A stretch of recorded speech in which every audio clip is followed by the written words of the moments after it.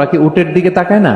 এবং উট হচ্ছে এমন প্রাণী যেটা একসাথে 1 মাস না খেয়ে বেঁচে থাকতে পারে। 1 মাস পানিও খাওয়া লাগবে না, খাবারও খাওয়া লাগবে না। সুবহানাল্লাহ পড়বেন না? এট এ টাইমে একটা উট, প্রাপ্তবয়স্ক একটা উট একসাথে 200 লিটার পানি খেয়ে ফেলতে পারে। এবং উটের পেটের ভিতরে একটা স্পেশাল ওয়াটার চেম্বার আছে, ওই চেম্বারে রেখে দেয়, খেয়ে ওইটারে পাঠায় দেয় না ওদের কিডনিতে। 200 লিটার পানি একবারে খেয়ে স্পেশাল চেম্বারে রেখে দেয়, যখন লাগবে ওইখান থেকে নিয়ে নিয়ে বেঁচে থাকে। 1 মাস না খেয়ে বেঁচে থাকে কি করে? উটের পিঠে দেখবেন একটা কুজ আছে, একটা উঁচু উটকে যদি কল্পনা করেন, উপরে একটা কুজ আছে না, এই পুরো কুজটা হচ্ছে চর্বির আধার। তো ওটের যখন খাবার থাকে না মরুভূমিতে, মাসের পর মাস যখন চলে, ওই চর্বি থেকে এনার্জি নিয়ে সে মরুভূমিতে চলে, সে না খেয়েও বাঁচতে পারে।